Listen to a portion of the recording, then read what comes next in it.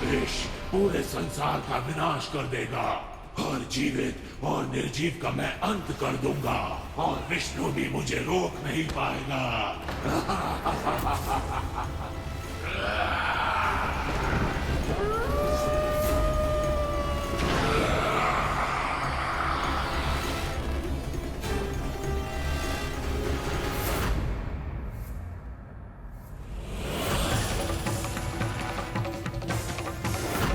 ये हलाहल तो सारे ग्रहों को भी नष्ट कर रहा है। यदि विष्णु जी ने कुछ नहीं किया तो सब समाप्त हो जाएगा। प्रभु, कोई तो उपाय होगा इस विष से बचने का।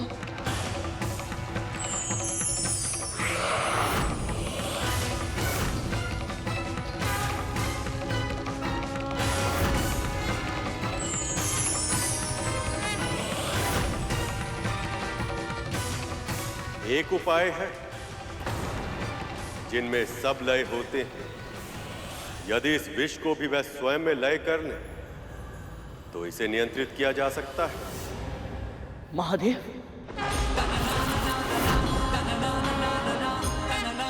शिव शंकर ऐसे ही भूतनाथ नहीं कहलाते। वो भूत, प्रेत, पिशाच, निशाचर सबको अपनाते हैं। उनके लिए ना ही कोई सही है और ना ही कोई गलत। सबको एक ही दृष्टि से देखते हैं। कोई बहुत ही महत्वपूर्ण पद पे आसीन हो या विश्व से तिरस्कृत, संसार में कोई भी ऐसा प्राणी नहीं जो उनमें लय न लेता।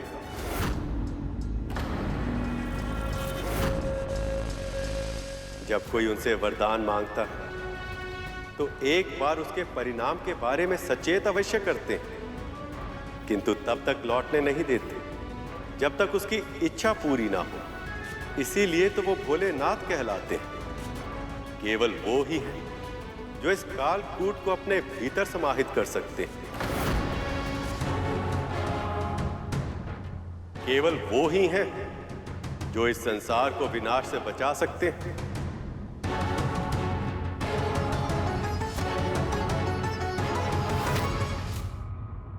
बाबा, ये पौष्टिक आहार मैं आपके लिए लेकर आई हूँ। इसका सेवन नहीं कर सकती मैं। यदि मेरा पुत्र यहाँ होता तो वो इसे अवश्य चखता और ये सिद्ध कर देता कि इसमें कोई विष नहीं है। किंतु तेरा पुत्र तो यहाँ है नहीं। यहाँ तो केवल हम दोनों ही है ना। तो या तो तू वो कर जो मैं कह रहा हूं, या फिर मुझे मेरी अवस्था पर छोड़ दे।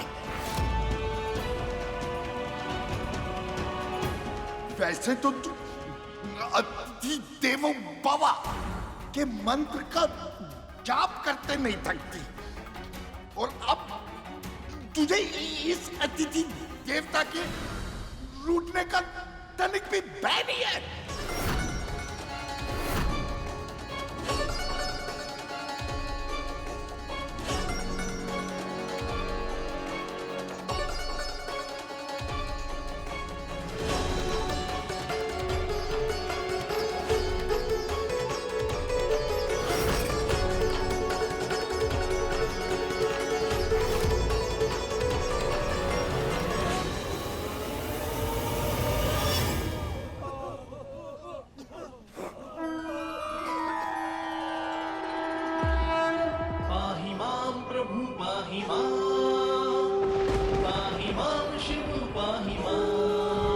संकट में है ब्रह्मांड, विष से मचा हाहाकार।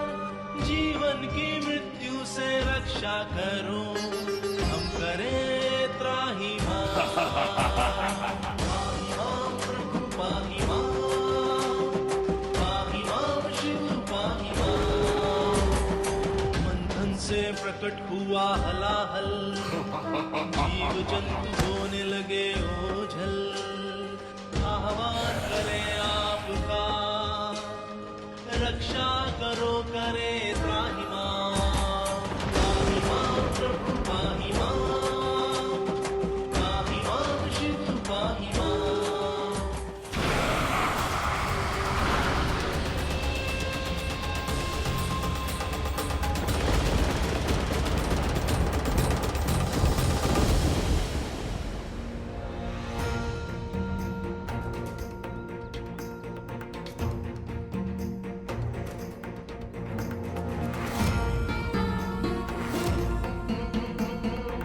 अगर विंता माँ ने ये जहरीला खाना खाया तो उनकी मृत्यु निश्चित है।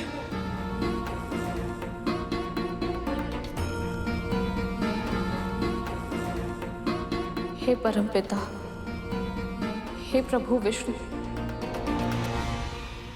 मेरी भक्ति स्वीकार करें।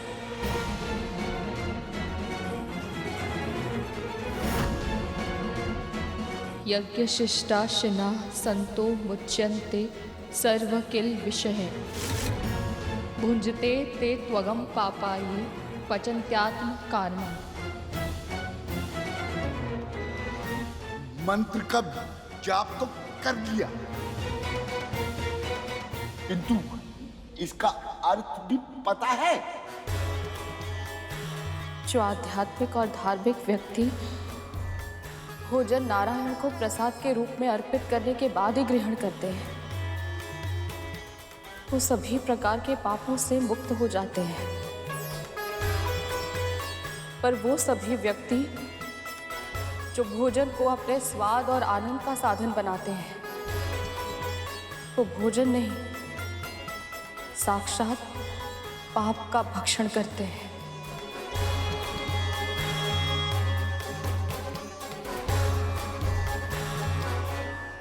बस बस, ज्ञान की बातें करने में समय नष्ट मत कर, शीघ्र खा। भूख के कारण मेरे पेट में सर्प लौट रहे हैं। खा। मैं ये भोजन कैसे खा सकती हूँ? मैं तो शाकाहारी हूँ, किंतु मेरे पास और कोई पर्याय भी तो नहीं।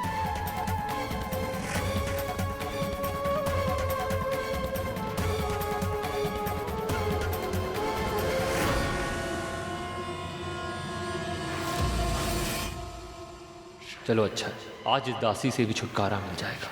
फिर इस बुढ़े को इस कुटिया के साथ महल के बाहर फेंक दूंगा।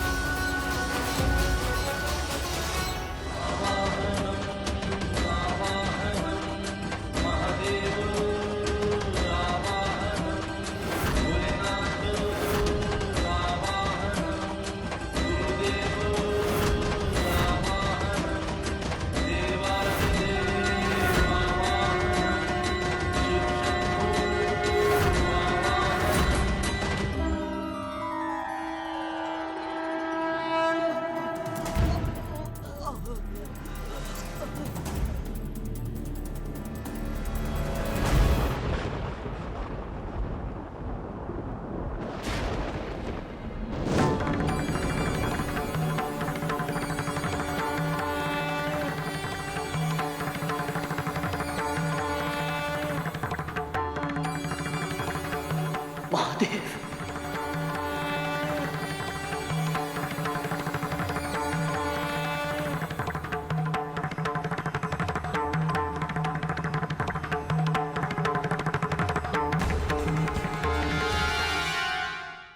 प्रभु, आप अपने भक्तों के कष्टों से अनभिज्ञ नहीं।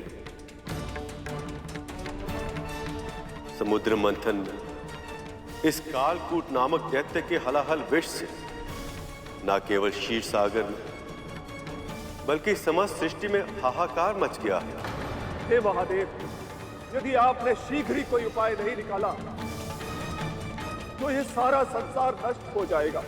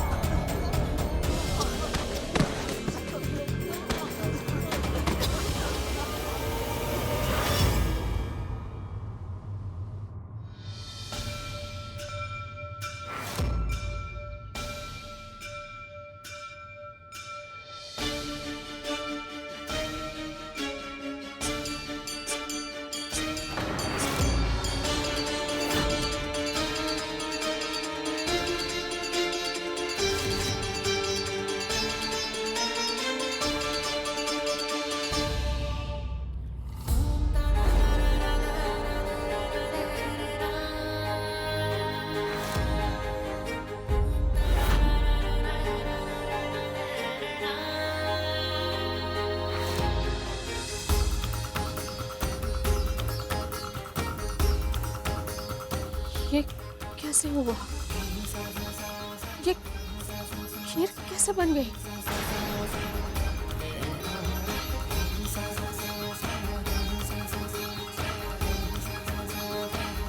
तेरे विष्णु ने तेरी सहायता की होगी। तू ही तो कहती है ना, तेरा विष्णु कुछ भी कर सकता है। सत्य कहा आपने।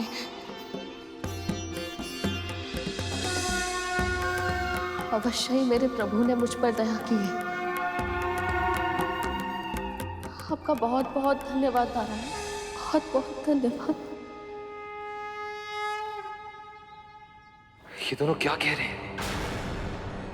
लगता है तुझे मेरे प्राणों की कोई चिंता नहीं है। पहले ही इतना समय नष्ट हो गया है, अब भी तू तेरे विष्णु के गुणगान करने में समय बिता रही है। समझ गया मैं, भोजन में विष नहीं है। ला दे।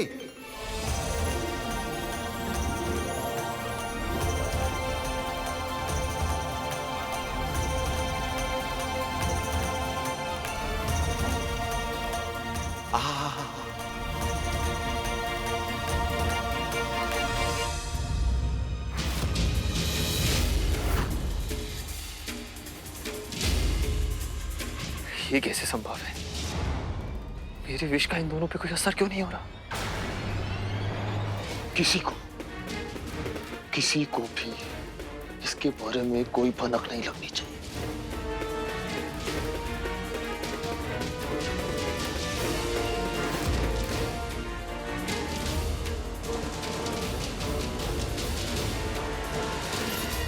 पहले से ही एक रहस्य पेट में छिपा कर रखा है, ये दूसरा रहस्य। मैं भी वही सोच रहा था तक तू हमसे एक नहीं संभलता, अभी दूसरा रहस्य कैसे संभाल लेंगे? चल।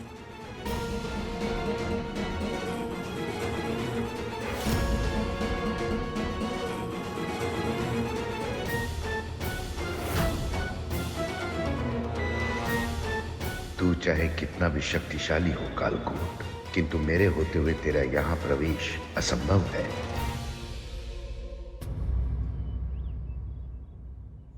आज तपन बहुत है हवा में। तनिक हवा कर दे। जी जी बाबा।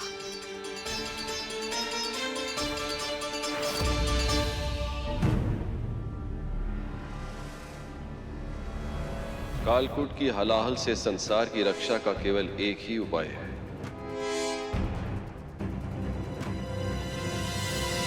इस विष को मुझे स्वयं ही ग्रहण करना होगा।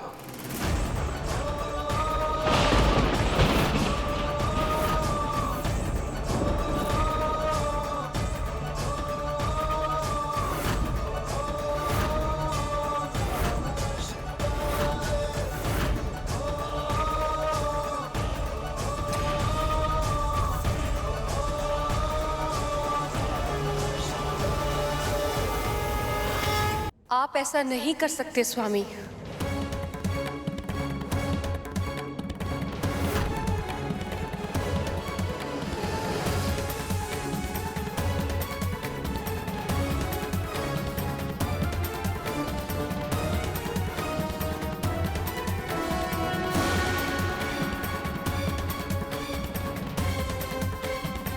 मुझे करना पड़ेगा देवी। आप बाध्य नहीं हैं। मुझे ऐसे मत देखिए स्वामी। आप जो मुझसे कहना चाहते हैं मैं वो सुनना ही नहीं चाहती और ना ही समझना चाहती हूँ। आप जिसे ग्रहण करने की बात कर रहे हैं वो हलाहल है, कालकूट का विष। उससे अधिक विषैला इस पूरे संसार में और कुछ भी नहीं है प्रभु। इसीलिए सृष्टि के आरंभ में उसे समुद्र के तल के नीचे इतनी गहराई में दबा दिया गया था, जो कुछ भी उसके मार्ग में आता है वो पूरी तरह से नष्ट हो जाता है। बचती है तो केवल उसकी स्मृति। प्रभु, किस संकट विकट है, परंतु नारायण को इस मंथन से पहले सोचना चाहिए था। सृष्टि के पालन करता है नारायण। आप ये जानती हैं देवी, उन्होंने वही किया जो उनका धर्म था। मुझे वही करना है जो मेरा धर्म है। यदि मैं कालकूट को स्वयं में लय नहीं करूंगा, फिर कौन करेगा? सबके प्रति धर्म स्मरण है आपको, परंतु अपनी पत्नी के प्रति उसके पति का क्या धर्म होता है स्वामी? सारी संसार की रक्षा के लिए आप स्वयं की बलि देना चाहते हैं। आपने एक बार भी नहीं सोचा कि यदि आपको कुछ हो गया तो मेरा क्या होगा? यदि सृष्टि ही नहीं बची तो हम दोनों होकर भी क्या करेंगे प्रिय?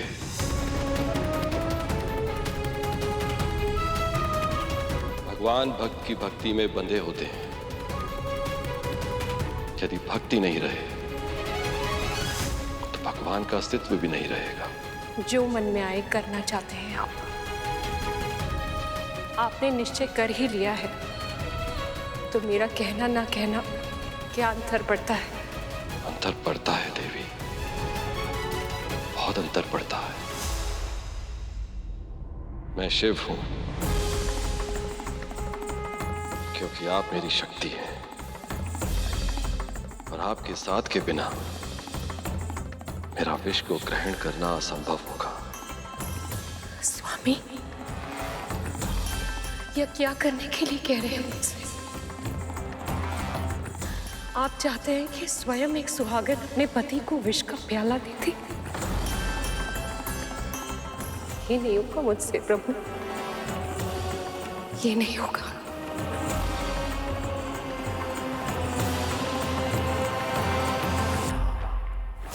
अब तक महादेव ने कुछ किया क्यों नहीं? अग्निदेव, ये इतना सरल नहीं है। वो महादेव हैं, स्वयं भगवान हैं। उनके लिए क्या कठिन और क्या सरल। हाँ, वो भगवान है, परंतु इसका अर्थ ये नहीं कि उनमें भावनाएं नहीं है। भगवान वो सब कुछ करने में सक्षम है जो इस संसार में और कोई नहीं कर सकता। परंतु इसका अर्थ ये नहीं कि ऐसा करने के लिए शारीरिक, मानसिक और भावनात्मक शक्ति नहीं लगती। जिस हलाहल को हम पल भर के लिए सहन तक नहीं कर पा रहे थे, उसे पूरा का पूरा धारण करने वाले हैं महादेव। जब भक्त संकट में हो तो उसकी रक्षा करने के लिए भगवान दौड़े चले आते हैं, परंतु जब भगवान किसी दुविधा में हो तो उनका साथ कौन देगा?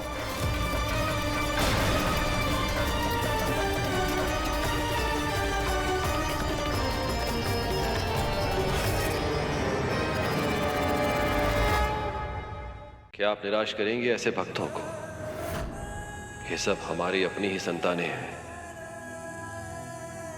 क्या आप इन्हें पीड़ा में तड़पते हुए देख पाएंगे?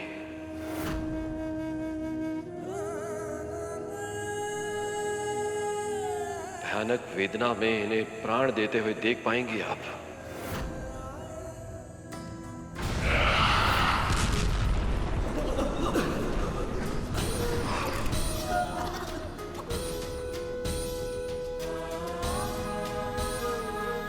आप सही कह रहे हैं स्वामी। हम अपनी संतानों के साथ ऐसी त्रासदी नहीं होने दे सकते।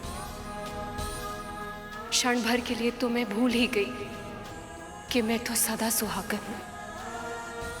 माथे पर बिंदी, मांग में सिंदूर, कान में कुंडल और गले में मंगलसूत्र है प्रभु।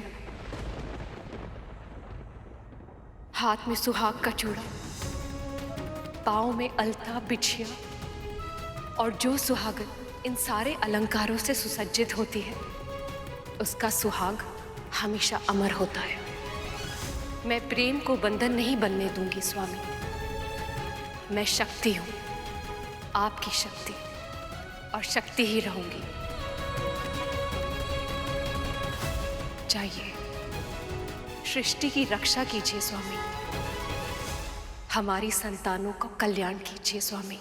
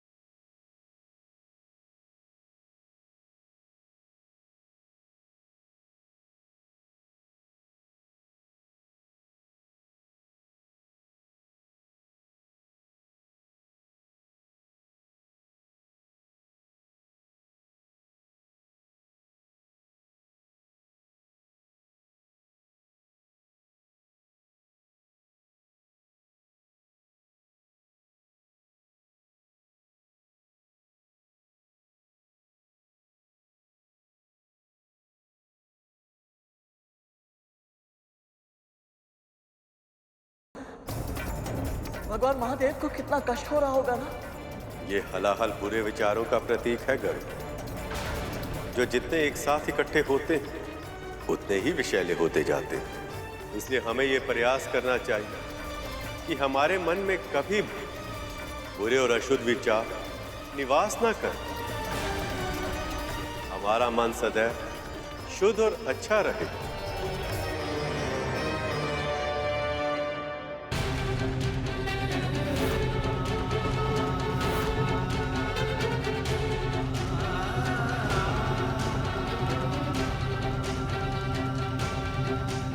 स्वामी के भीतर से ही पूरा ब्रह्मांड संचालित होता है। यदि विष उनके कंठ के नीचे गया तो भी विश्व का विनाश होगा। मुझे कुछ करना होगा।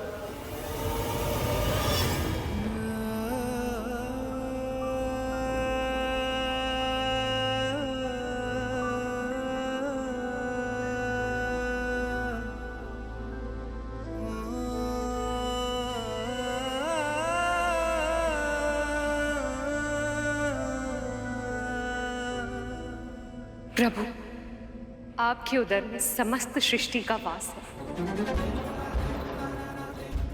यदि ये हलाहल का विष आपके कंठ से उतरकर उधर तक चला गया तो आपके इस महाप्रयास के बाद भी इस सृष्टि का विनाश निश्चित है।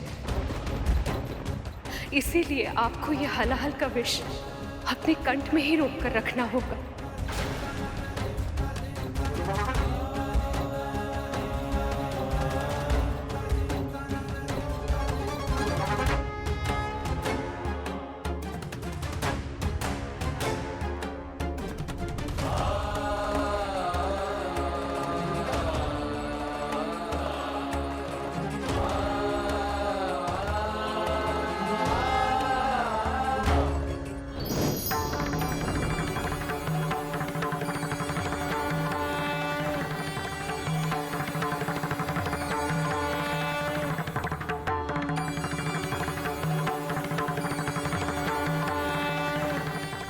आपने संसार की रक्षा के लिए इस हलाहल को अपने कंठ में धारण कर लिया, इसलिए आज से संसार आपको नीलकंठ के नाम से भी जानेगा।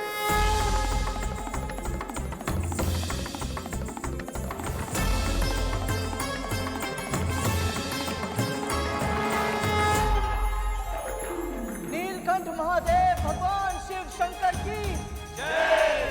नीलकंठ महादेव भगवान शिव शंकर की जय। नीलकंठ महादेव भगवान शिव शंकर की जय।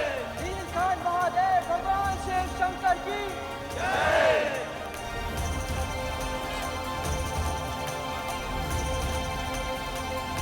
मेरा ये रूप आत्मनियंत्रण का प्रतीक है।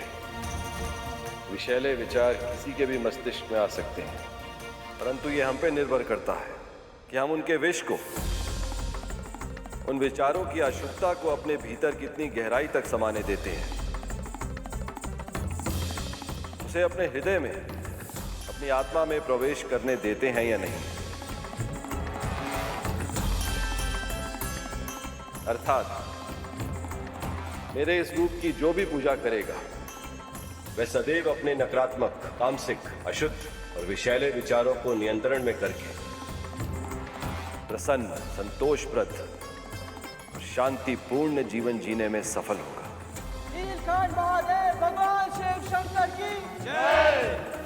नीलकंठ महादेव भगवान शिव शंकर की जय। नीलकंठ महादेव भगवान शिव शंकर की जय।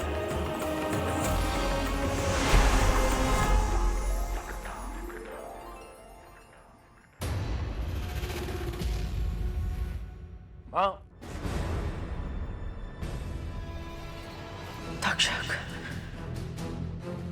न जाने ये मेरा भ्रम है या सत्य, पर मुझे अभी अभी ऐसा लगा कि महादेव की कृपा से कोई बहुत बड़ा संकट टल गया है। माँ, आपने अभी अभी वासुकी भैया के साथ महादेव के दर्शन किए। आपका ऐसा अनुभव करना स्वाभाविक है। हो सकता है,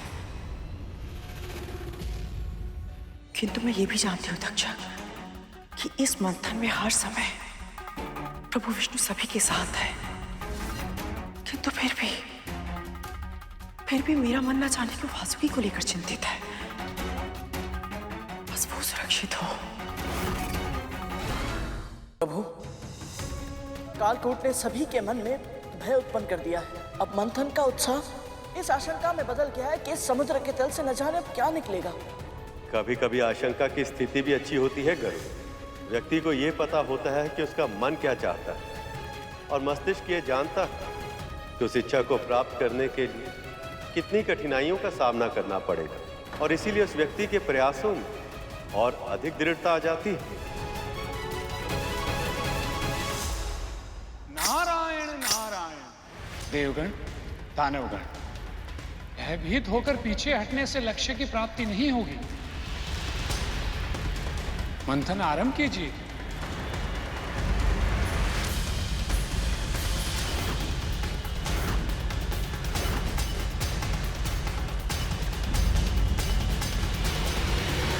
नारायण नारायण।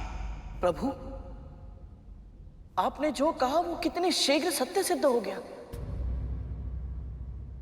वो देखिए।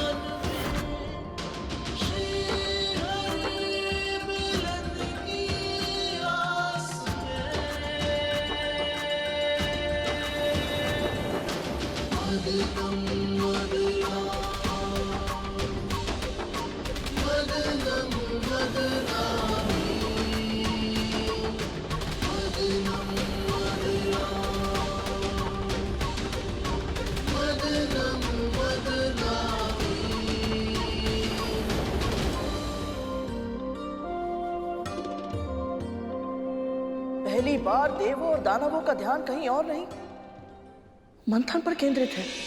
हाँ प्रभु, अब ना तो देवता वासुकी के मुंह की ओर का सिरा थामने के कारण असुरों का उपहास कर रहे हैं, और ना ही असुर अपनी इस विवशता से क्रोपित हैं।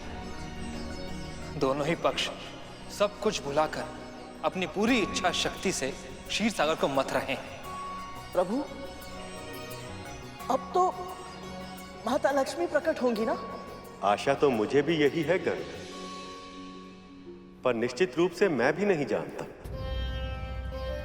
ये मंथन देव और दानव कर रहे हैं, इसलिए समुद्र के तल से क्या बाहर आएगा और कौन उसे ग्रहण करेगा, ये सब उन्हीं के प्रयत्नों पर निर्भर करेगा।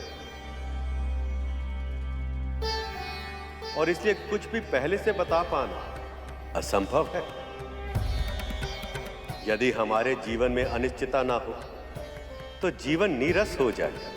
स्वयं विचार कर, यदि हमारे जीवन में सब कुछ हमारी आशा के अनुरूप हो या सब कुछ आशा के विरुद्ध हो, तो दोनों ही परिस्थितियों में जीवन कैसा होगा? एकर सता से परिपूर्ण, उबाऊ। पर गरुड़ इससे सहमत नहीं। दुविधा को दबाना नहीं चाहिए गरुड़।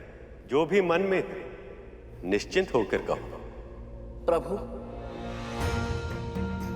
जब अपनी इच्छा पूरी ही ना हो, बल्कि जो भी हो उसके विपरीत ही हो, तो हतोत्साहित अनुभव करना स्वाभाविक है ना? तुम्हारे कहने का अर्थ क्या है गरुड़? मेरी मां को देख लीजिए भैया। इतनी लंबी प्रतीक्षा करने के बाद उनके पहले पुत्र का जन्म हुआ भी तो अर्धविकसित अवस्था में। ये क्या किया आपने? ईर्ष्या के वश में अपने ही पुत्र को विकलांग बना दिया। उसके बाद उन्होंने मेरे पालन पोषण पर अपना सारा ध्यान केंद्रित करना चाहा, पर मेरे जन्म लेते ही मां दासी बन गई। उनके आशा के दीप की अंतिम लौ था मैं, परंतु मैं भी दास।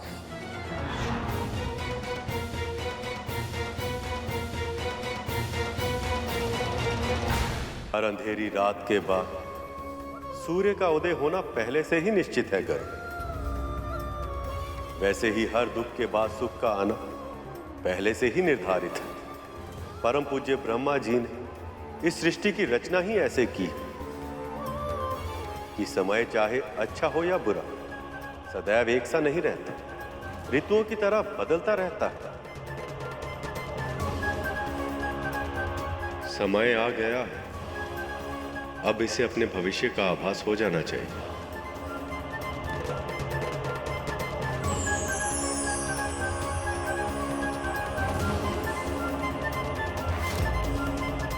यदि तू मेरा ये कार्य करने के लिए तैयार है तो मैं तुझे और तेरी मां को दासत्व से मुक्त कर दूंगी।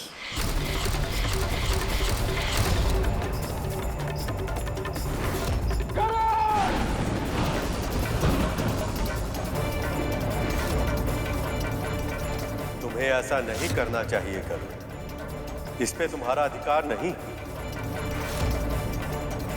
मेरा पुत्र और मैं, हम दोनों मुक्त हो गए, दासत्व से मुक्त हो गए हम दोनों।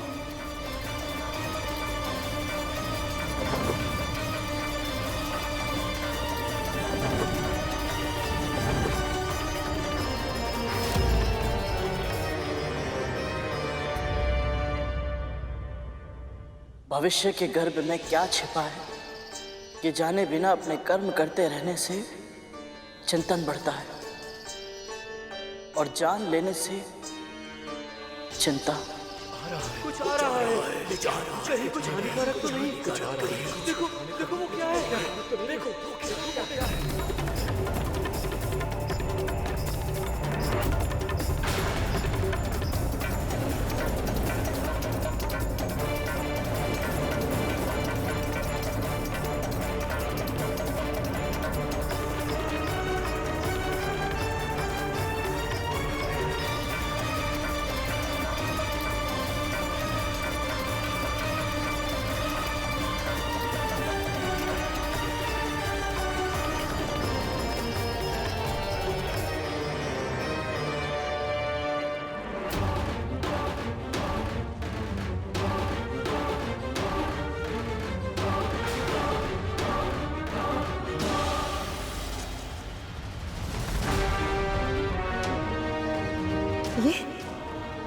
ये क्या हो रहा है?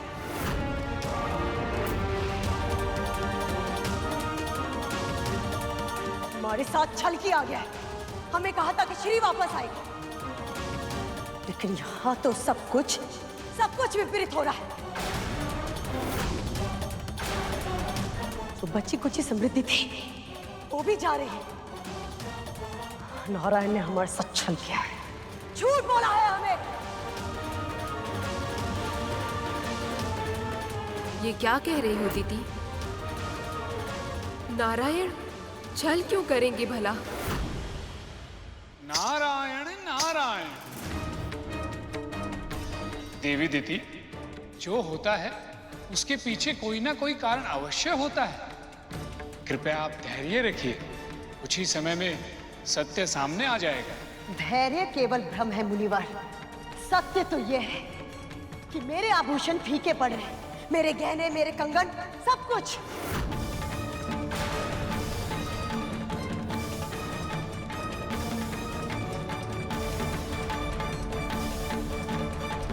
ये संकेत माता लक्ष्मी के आने के तो नहीं हो सकते प्रभु। तो फिर ये कौन आ रहा है प्रभु?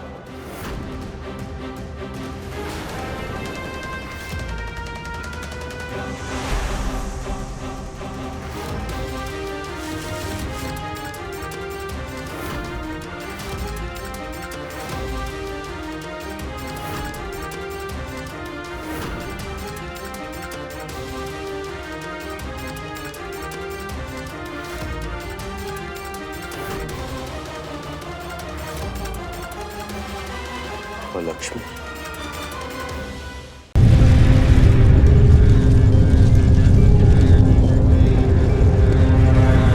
ये संकेत माता लक्ष्मी के आने के तो नहीं हो सकते प्रभु। तो फिर ये कौन आ रहा है प्रभु?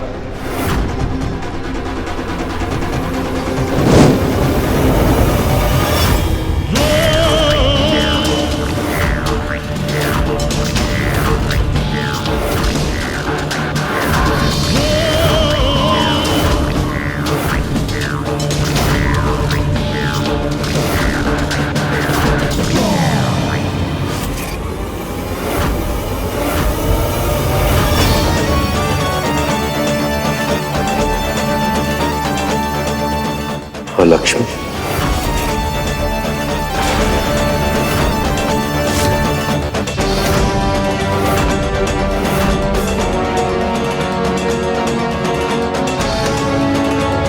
अलक्ष्मी?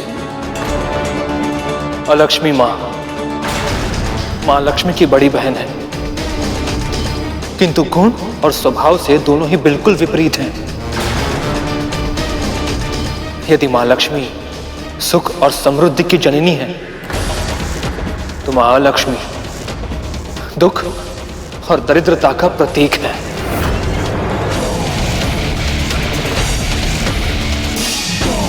देवी अलक्ष्मी। हे महादेव, ये तो अनर्थ हो गया। कहीं इनकी दृष्टि मुझ पर ना पड़ जाए।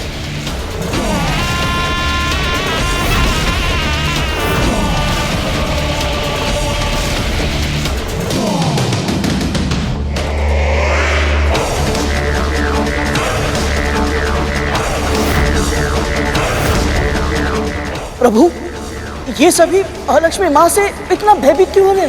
क्योंकि इन्हें भय कि यदि इनके जीवन में देवी अलक्ष्मी की छाया भी पड़ गई तो इनके जीवन में दुख और दरिद्रता छा जाएगी।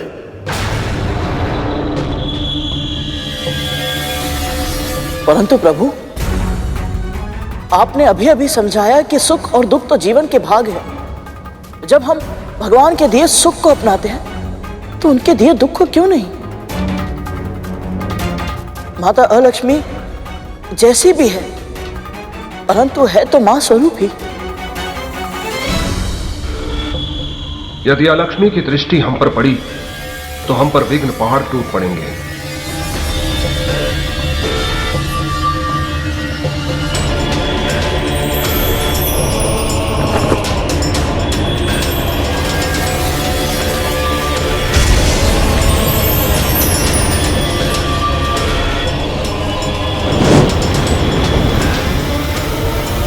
माता अलक्ष्मी,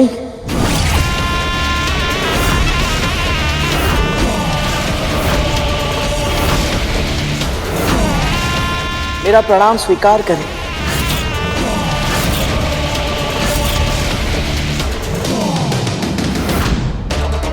क्या गरुड़ को इस बात का ज्ञान नहीं है कि वो क्या कर रहा है? सभी खुद को अलक्ष्मी के प्रकोप से बचा रहे हैं और ये खुद विपत्ताओं को आमंत्रित कर रहा है।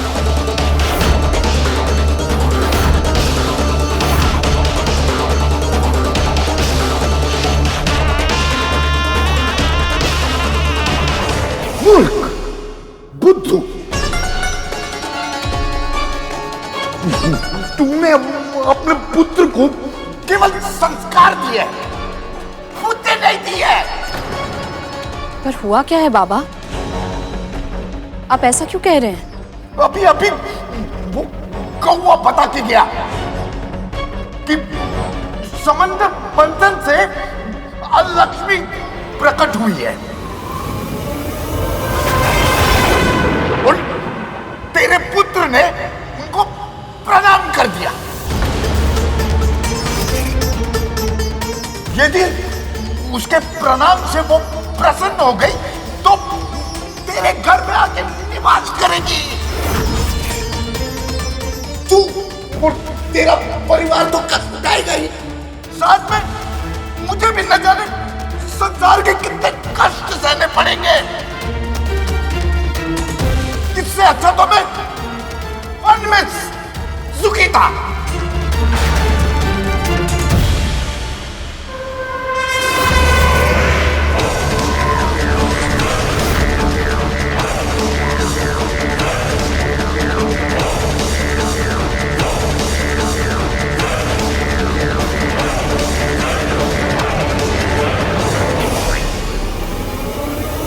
मूर्ख, कौन है तू जो मुझे प्रणाम कर रहा है?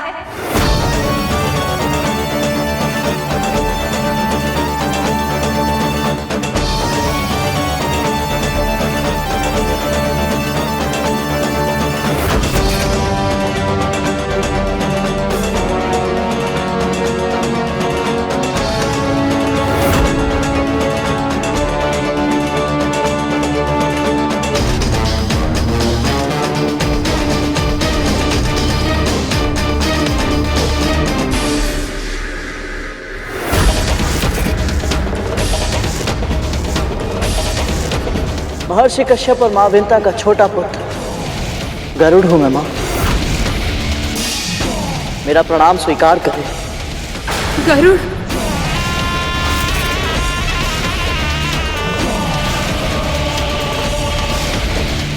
मूर्ख है ये गरुड़, तुझे ज्ञात ही नहीं अभी तूने किस आपदा को निमंत्रण दिया है। केवल ज्ञान होना पर्याप्त नहीं होता, विवेक भी होना चाहिए। किंतु तेरा पुत्र जब तक किसी संकट में न फंसे उसे शांति नहीं मिलती। व्यर्थ ही अलक्ष्मी को आमंत्रित कर दिया। तुझे भय नहीं लगता? यदि मैंने तेरा प्रणाम स्वीकार कर लिया तो तेरे जीवन में दुख और दरिद्रता छा जाएगी।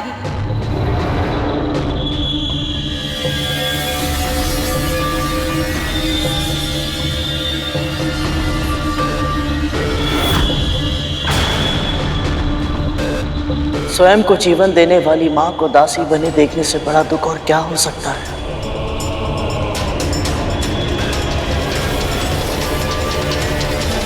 सब कुछ जानते हुए भी उन्हें मुक्त ना कराने से बड़ी दरिद्रता क्या कुछ और हो सकती है? बाबा, उसके मन में कोई कालिमा नहीं है।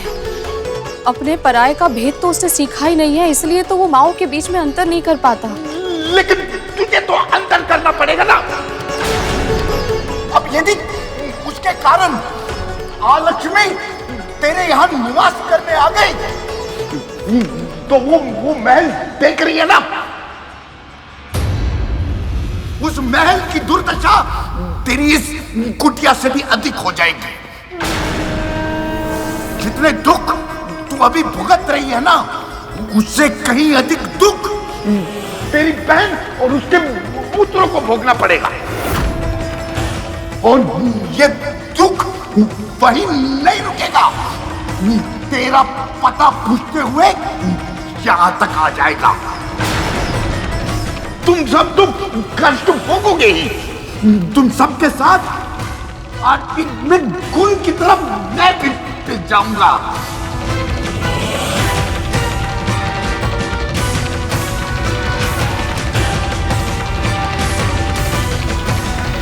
कहीं गरुड़ पर देवी अलक्ष्मी का अशुभ प्रकोप न पड़ जाए। मुझे गरुड़ की सहायता करनी होगी।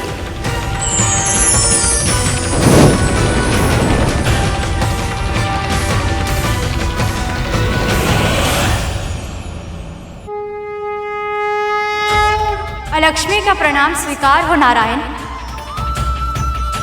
आपके मंथन के कारण मैं समुद्र से बाहर तो आ गई, पर देवों और दानवों में से कोई भी मेरे निकट तक नहीं आना चाहता। मैं कहाँ जाऊं नारायण?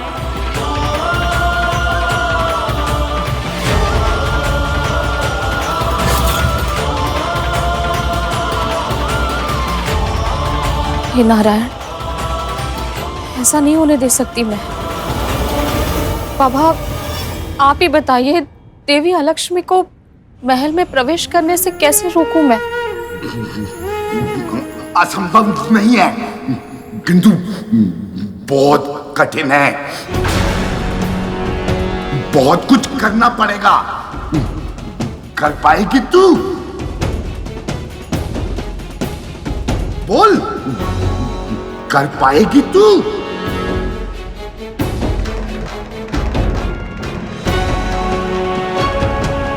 जहां जहां देवी लक्ष्मी का जाना असंभव हो, वो सभी स्थान आपके लिए ही हैं। जहां अशुद्धता हो, अशोच हो, अन्न का अनादर हो, जूठन हो, वहां आप सहर्ष निवास कर सकती हैं।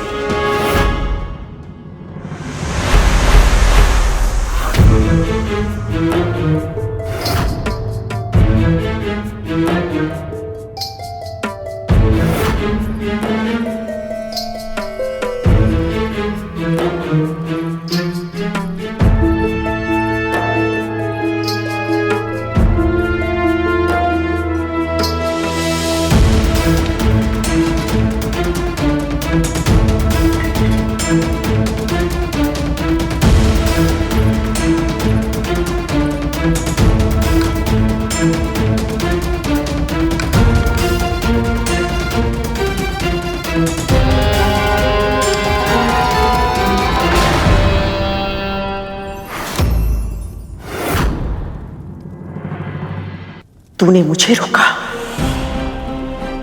इतना तो साहस। जहां सत्य और संस्कार का अनादर होता हो, छोटी छोटी बातों पर कलह और कलेश होता हो, वहां आप निवास कर सकती हैं देवी।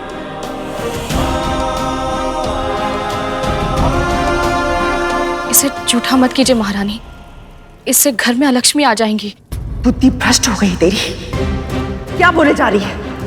समुद्र मंथन से देवी अलक्ष्मी प्रकट हुई है और अब वो अपने रहने के लिए स्थान खोज रही हैं।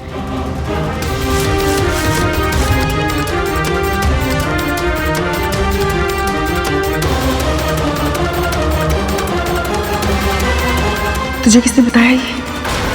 वो बाबा है ना, उन्हें कौवे ने बताया। क्या कह रही है तू? कौन सा कौवा और क्या बताया उसने? वो सब अभी समझाने का समय नहीं है महारानी। सबसे पहले हमें इस पूरे महल को ठीक से स्वच्छ करना होगा। कहीं भी कोई भी ऐसी वस्तु नहीं होनी चाहिए जो दरिद्रता को आकर्षित करे। कितनी अंधविश्वासी हो गई है तू। यदि मैंने थोड़ा सा भोजन चख लिया तो कोई पहाड़ टूट पड़ेगा या बिजली गिर जाएगी। भोजन झूठा हो जाएगा महारानी, और झूठे भोजन का भोग नहीं लग सकता। जहां अन्न का भोग ना लगता हो वहां देवी लक्ष्मी का वास कभी नहीं हो सकता, और जहां देवी लक्ष्मी का जाना असंभव हो वहां लक्ष्मी आ जाती हैं।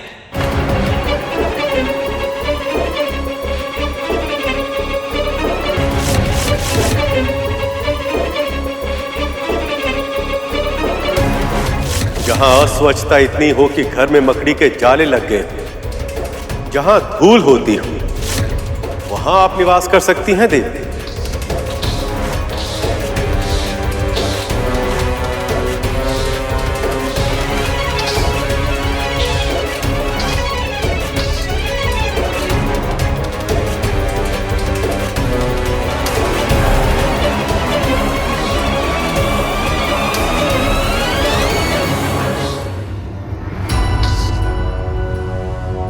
ये लीजिए दासीमा।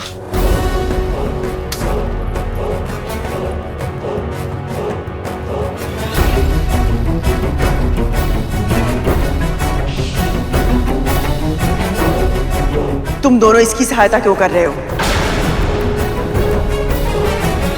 सहायता? हाँ वो माँ, वो एक बार पहले भी हमारे कारण आपको बहुत अधिक कष्ट पहुंचा चुके हैं ना। हमारे ही कारण आपको जीवित पुत्रिका का व्रत रखना पड़ा था, और हम भूलकर भी ऐसी भूल नहीं करेंगे जिससे आपको कष्ट हो माँ। और ये हम इनके लिए थोड़ी कर रहे हैं, आपके लिए कर रहे हैं ना माँ।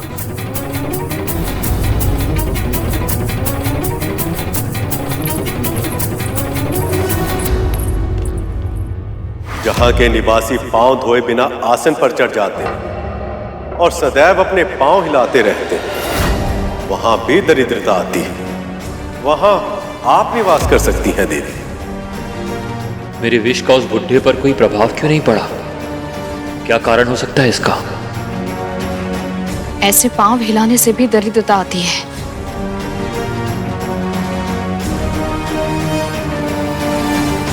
वो कैसे वे माता? पांव हमारी स्थिरता के प्रतीक होते हैं। यदि हम ऐसे लेटकर पांव हिलाते हैं तो इससे हमारी स्थिरता समाप्त होती है और हम अस्थिर होते जाते हैं, और ये हमारे अस्तित्व के लिए संकट बन जाता है। इसी तरह यदि गंदे पांवों के साथ विश्राम किया जाए तो बुरे स्वप्न आते हैं। तो कालिया भैया को तो कल से बुरे स्वप्न आ रहे हैं। वो इस बात से चिंतित है कि कहीं उनके विष का प्रभाव समाप्त तो नहीं हो गया। तब तो फिर हमें शीघ्र ही उन्हें रोकना चाहिए। पर कैसे?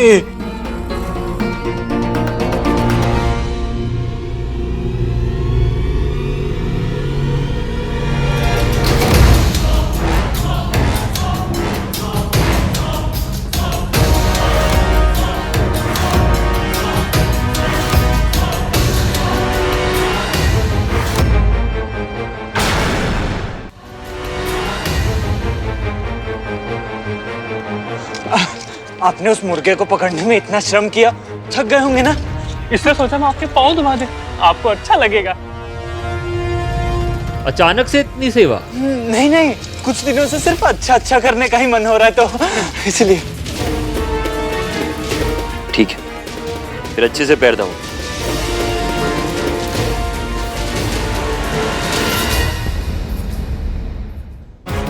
सभी अपने घर को तो स्वच्छ रखते हैं, पर अपनी गंदगी, अपने कूड़े को निकालकर बाहर रख देते हैं।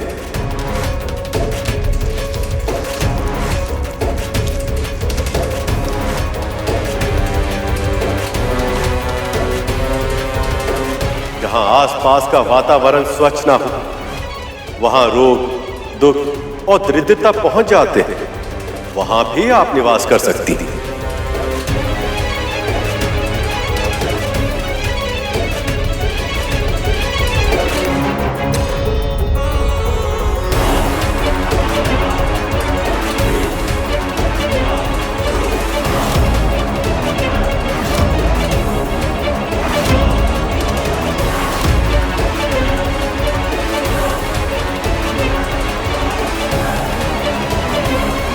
ये महल तो स्वच्छ है, यहाँ सुंदर रंगोली भी बन रही है, सुगंध और शुद्धता भी है। यहाँ के वातावरण में एक शुभ ऊर्जा का वास है। मैं यहाँ नहीं रह सकती।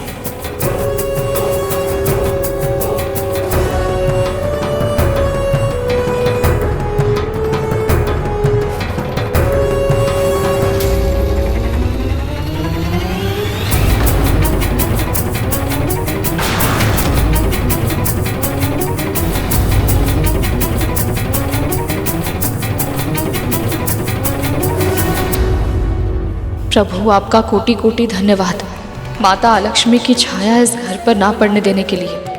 पुत्री, आज तुमने देवी आलक्ष्मी के प्रकोप से अपने आप और अपने परिवार को बचा लिया।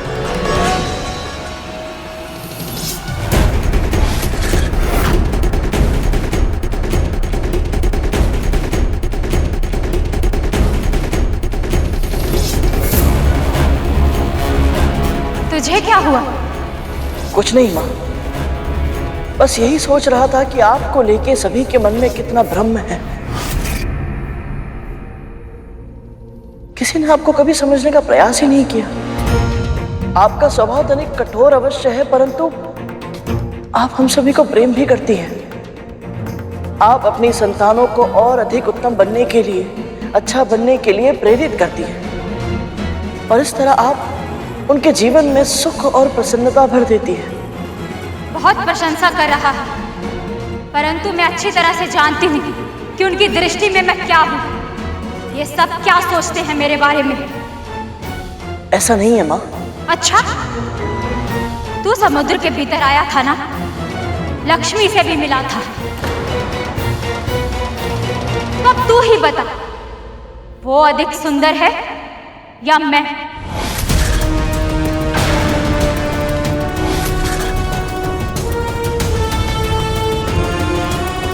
ये किस प्रश्न में फंसा दिया माँ ने? जब भी कोई स्त्री ऐसा प्रश्न पूछती है तो बड़े से बड़े ज्ञानी सही उत्तर नहीं दे पाते। यदि गरुड़ के उत्तर से माँ रुष्ट हो गई तो पता नहीं क्या होगा।